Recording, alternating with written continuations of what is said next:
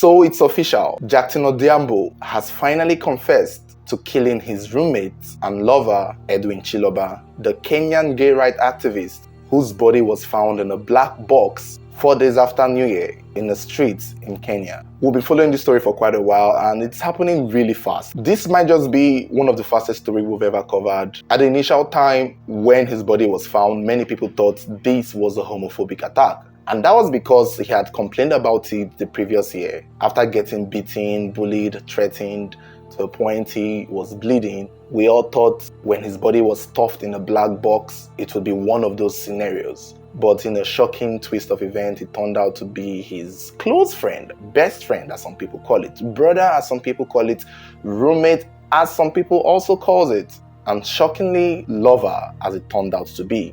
During the questioning, Jackson said that the reason why he killed Edwin was because Edwin cheated on him. This is simply a crime of passion. This is according to his confession. It's not clear the details of their relationship or how he found out or how he knew.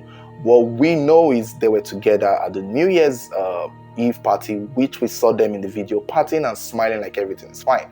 Maybe something had happened there, or maybe he had heard something, or he had figured out Edwin may have had someone else in his life, and that may have triggered them, and they had gone home, had a fight, and it happened. Although a lot of people are beginning to speak up, people who knew them personally, neighbors, have pointed out that they always fought a lot, that it was a normal thing for the two of them. However, this last fight they had on New Year's Day might have been the last fight for what it's worth.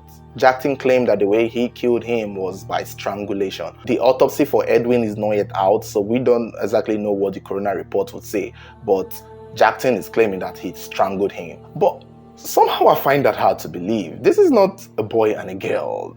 I know Jackson is also a guy, and they are almost of the same size and height and body length, so the whole strangulation thing seems a little hard for me to believe that was the way he killed him. Maybe he was already weak when it happened. Maybe he had already, because the neighbor's description was she heard fights, then she heard a loud scream, and then the scream stopped. Seemed to me like maybe he was trying to shut him up, or he had done something to him that made him scream, and he was just trying to hold him down, and from there.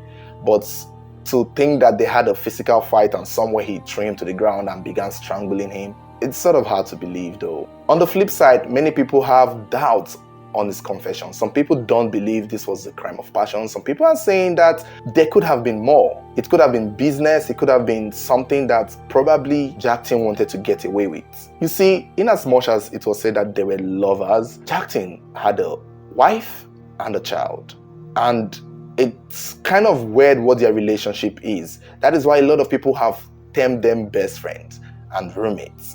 If you notice in the beginning, not many people call them lovers. So it's kind of suggesting by these flip side people that maybe Jackson was just a straight guy who wanted to be friends with Edwin for probably the benefits. Because, Edwin was pretty successful. Edwin was big. Edwin is a designer. He had more money. He had white foster parents who paid his bills. So a lot of people are just looking one eye at Jackson, saying that he's the one who has a wife and a child, a baby for that matter, to cater for. And so because of that situation with Jackson, many people are suspecting that he probably wanted something that Edwin did not give him, and to get it, he had to end his life. But to make that plausible, I feel like the police should have to check for transfers. It's not that hard. Check his finances. Check if money was transferred from Edwin's account to his. Check their properties, just to check the business aspect of their partnership and see if funds were moved. And if funds were moved, then I think I would have to agree with the people who call the crime of passion bullshit, because personally to me, that also could be plausible. Edwin doesn't have any child to look after. He had plans for his designing, for his fashion, for his brand. Jackson is the one who has responsibilities, and it's not clear his financial status. It seemed to me that he was just attaching himself to Edwin, because even Edwin's sisters said that when they saw Jackson and Edwin on New Year's Day, they had never seen Jackson before, that was the first time they had seen him. The sister said they had never seen him before. So to them, Jackson is a stranger. So probably this might just be a new relationship. And if you go through their Instagram, they've probably only known from the time they start posting together, it's probably within just a year or less than. So there's a possibility that these are probably new couples. And the apartments, from what we hear, is said to be Edwin's apartment. So probably Jackson was most likely with Edwin for the benefits, and when he wasn't getting as much, he did what he did. At the same time, it also could have been a crime of passion. It also could have been that he had found out that he was being cheated on. That's a possibility, and that is his confession. Again, like I've said in a lot of our stories, when people claim that they did not mean to kill someone, one of the best way to judge that intention is by knowing what they did afterwards.